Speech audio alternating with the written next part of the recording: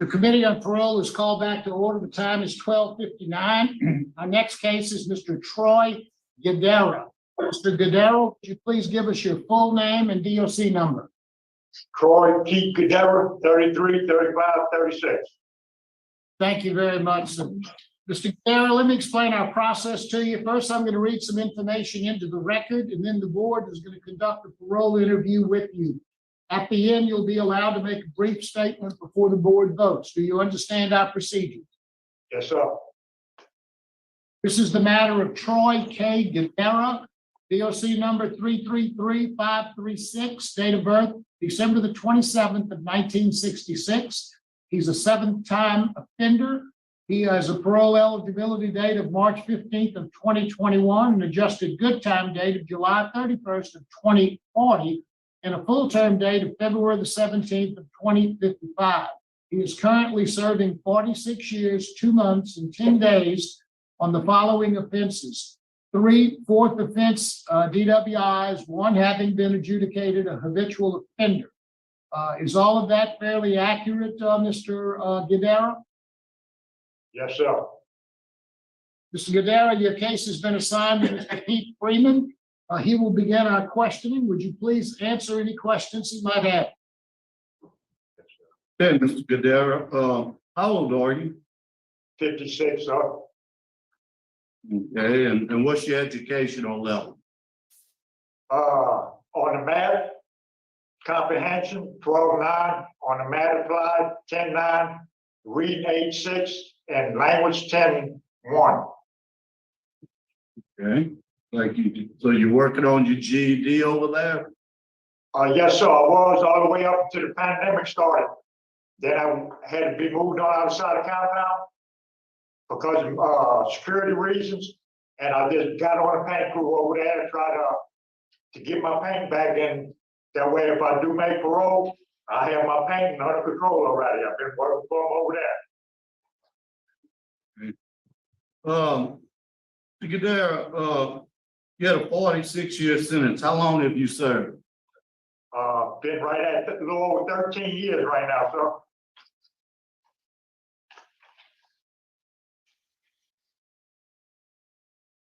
All right.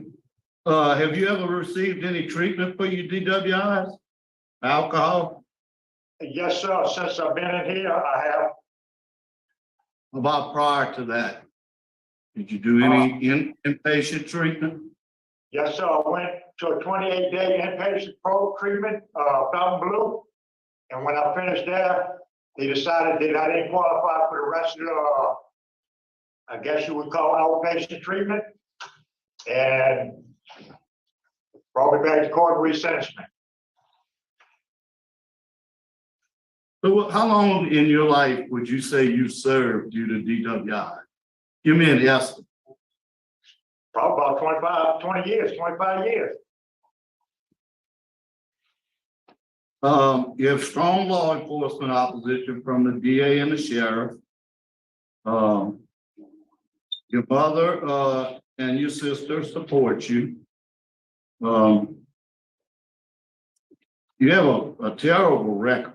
I mean, your supervision history is not good. A lot of revocations. Don't look like you ever hardly made it off of probation without getting revoked or parole. You had 17 felony arrests as a juvenile, starting at age 10. You had 13 charges of DWI with 9 convictions. I mean, what could you tell me to make me feel that I could let you out there and you wouldn't go back to drinking? Well, sir, since I've been incarcerated, I've steadily been better in anything I do. I try to better myself. And now I realize that I have an alcohol problem that I didn't realize that I had an alcohol problem until since I've been incarcerated this time. Since I came to Hunts and went through the RDAP and the transition and the field program, the programs that help you instead of throwing you in prison and saying, fend for yourself, and when your day comes to release you, we're throwing you out and fend for yourself again. They don't address that no more like you did back then. I feel to believe that I've come a long ways in life, and I made mistakes in my life. But I'm fully aware of that, you know, my actions speak, you know, my focus shows that I constantly tried to better myself, and I did better myself. As far as I'm concerned, I'm 150% better than I ever was years ago. Yeah, I mean, since I've been incarcerated, you know, I have one work offense for missing one day of school. And that's my work. And for the write-ups, is for, I have one fight in over 13 years, a simple fight. So I'm doing really, really good as far as I'm concerned, but I'm not 100% sure what y'all expect out of me, but I highly believe that I'm ready to go back in society and make a difference for the people who don't know about the disease of alcoholism. I got 7 grandkids I like to least address them. I don't even know if they believe in God or not yet. I've been locked up 13 years this time, and really, the only perfect people I talk to is my mom and my sister. Every once in a blue moon, my daughters. I mean, I'm just trying everything I can to better myself for the better people when I get out. And I'm 56, so if I don't get out there and try to teach them wrong from right, from what I'm understanding, my daughters and them, I don't really know what's going on, so I can't say, but my sister keeps me up. Hey, your grandkids need you out there.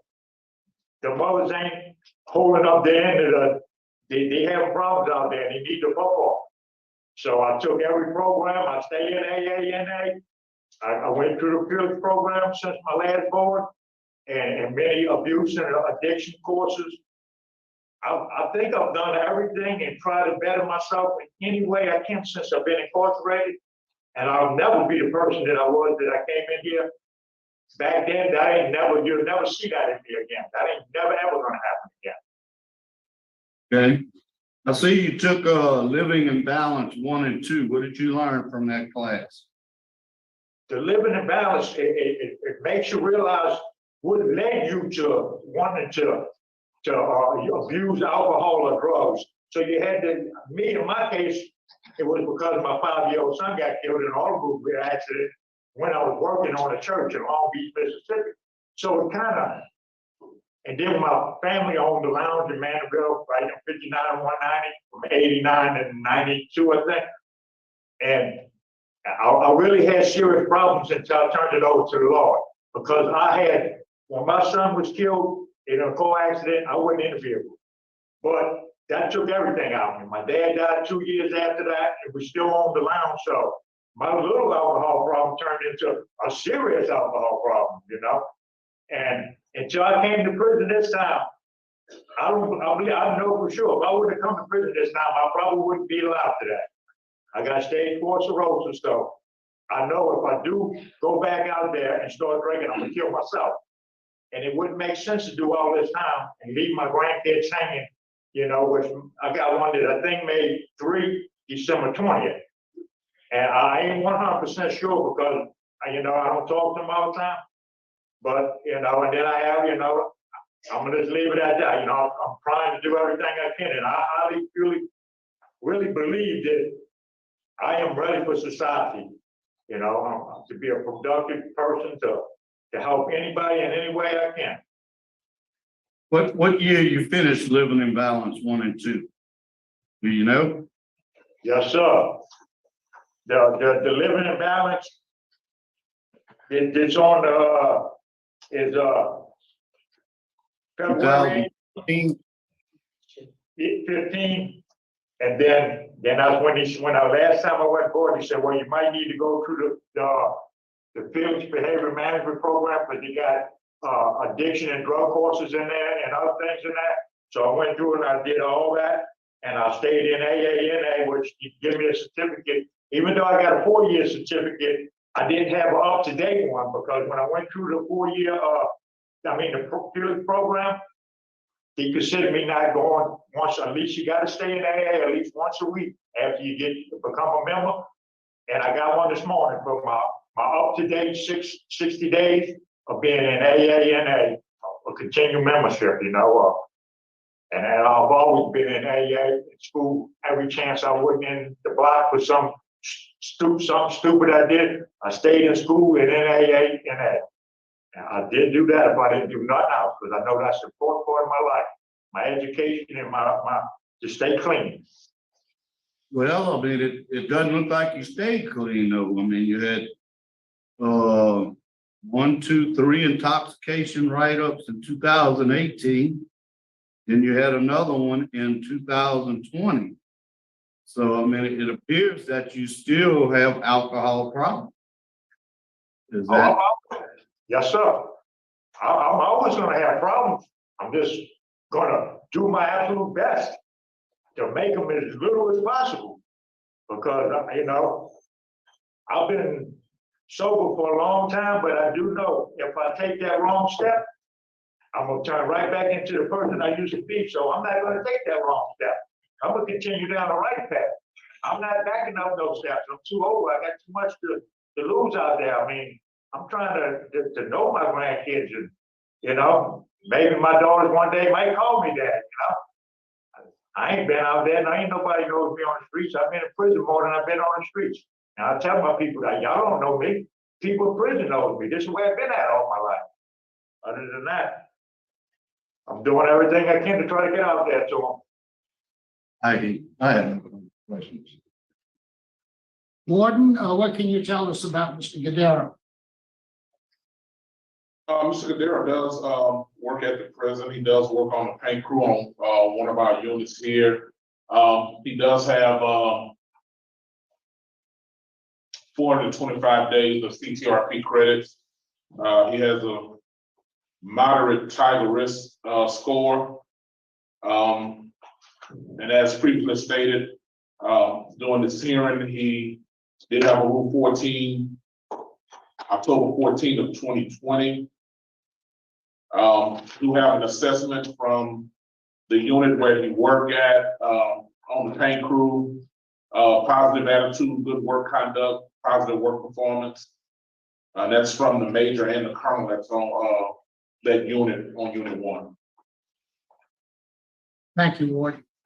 Warren, how close is he to becoming a Pride member?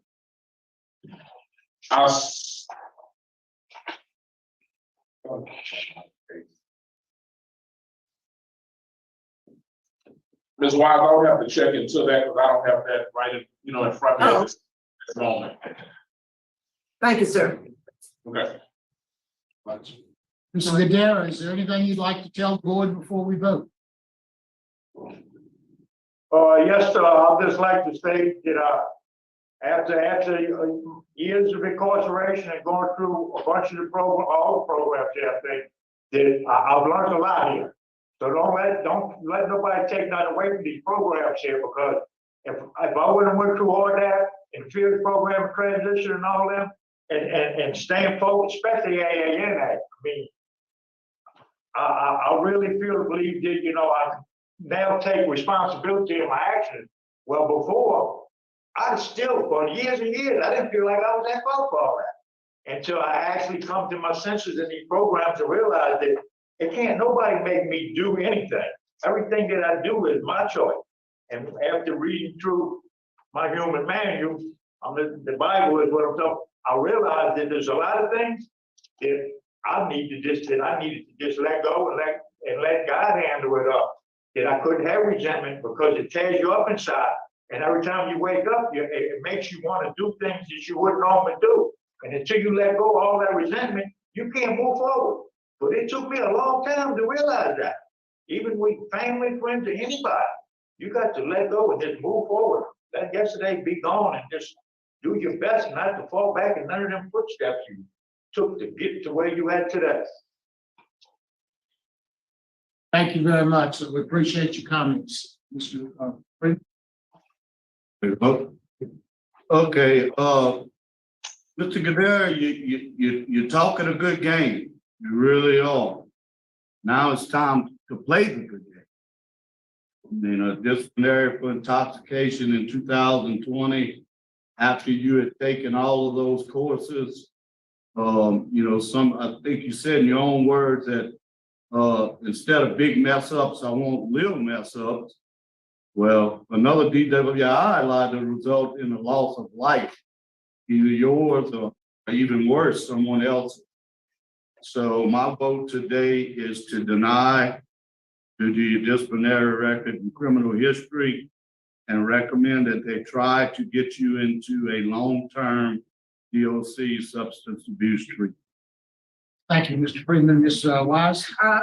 Mr. Troy, I want you to know that I believe you. Like you said, you're doing better. When you can compare to who you were and who you are today, you're proud of yourself. You can look in the mirror now. And I'm glad to see that.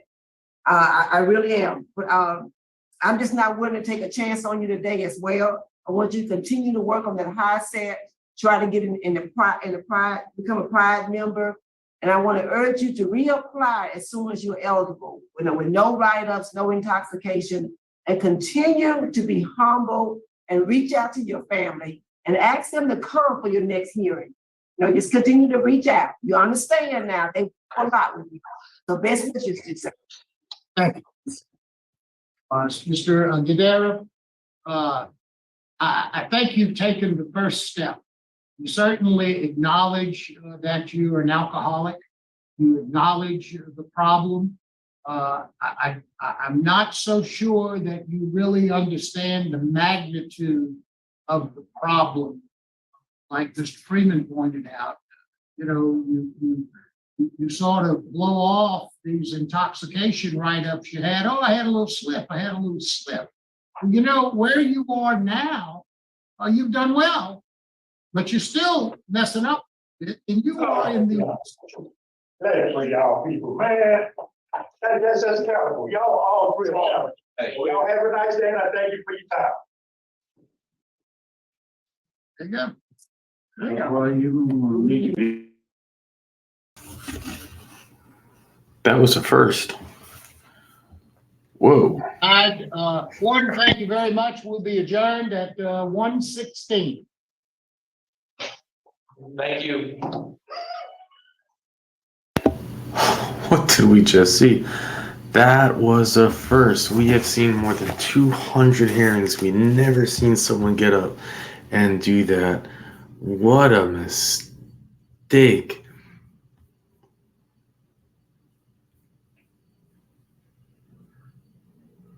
On his part. Like the whole thing was just an act.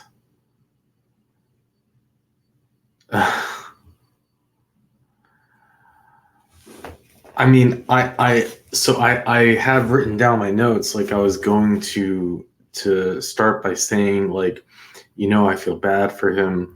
I do think that he's putting in an effort, thinking about, man, what a traumatizing childhood he must have had to have, I think it was 17 felonies while he was still a juvenile, starting at the age of 10.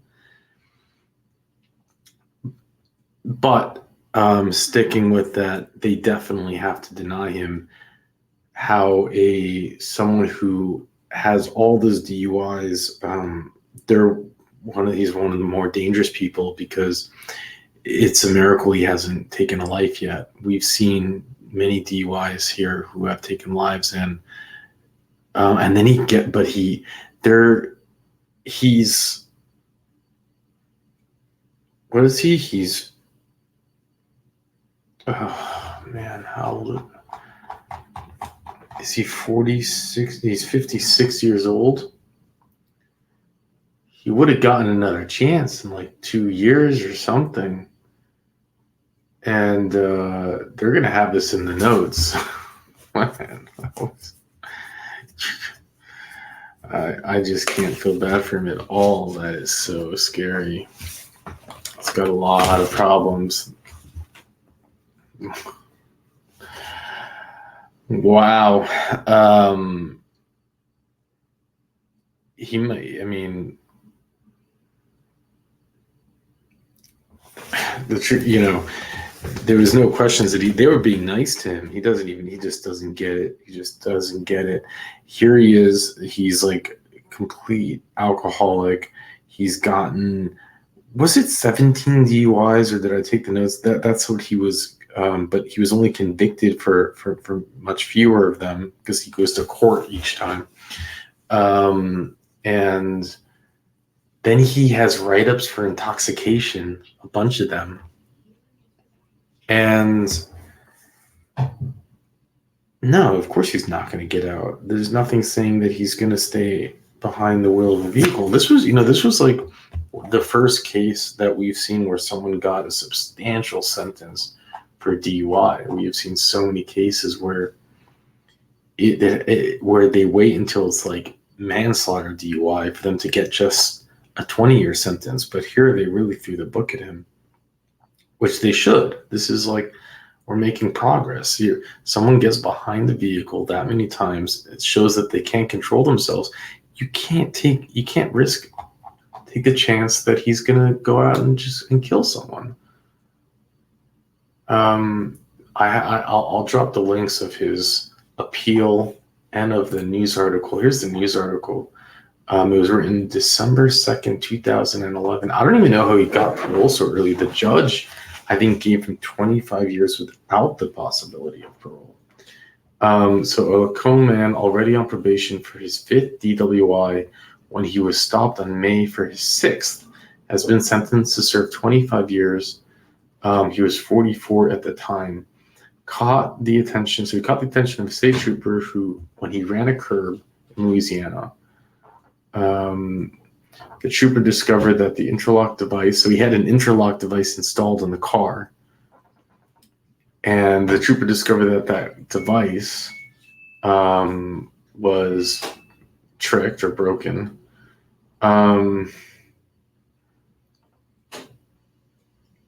He smelled of alcohol. He could barely stand. He failed a series of field sobriety tests, and then he fell asleep in the back of the car. Then he went to a jury trial, and St. Tammany Parish jury convicted him in October. The assistant district attorney asked the court to sentence as an habitual offender. Yep. I mean, it's still, for a boy to be committing a felony at 10 years old and then to have all those felonies, you have to, if you do want to have empathy for him, it's that he probably has had. We have seen what children can experience on this, and he's probably had just the most terrible imaginable childhood. But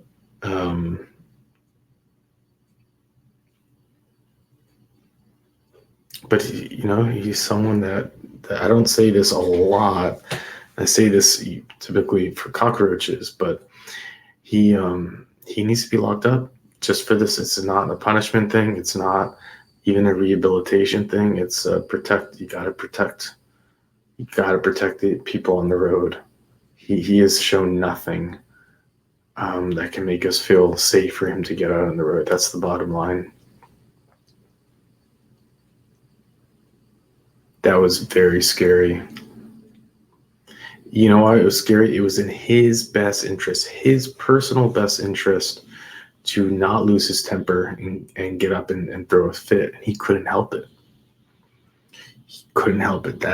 It's terrifying. I'm surprised that he doesn't have, he has a lot of other felonies. Who knows what they are, but